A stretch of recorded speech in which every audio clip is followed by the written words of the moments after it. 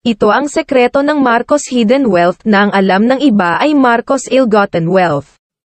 Inilabas ni King Tiburcio Villamor Marcos Tallano to Gian IV ang mga top-secret documents pagkatapos na mag-expire ang bilateral Minesfield Breakthrough Successor Agreement noong 2010 sa pagitan ng dating Central Bank of the Philippines at iba't ibang bansa.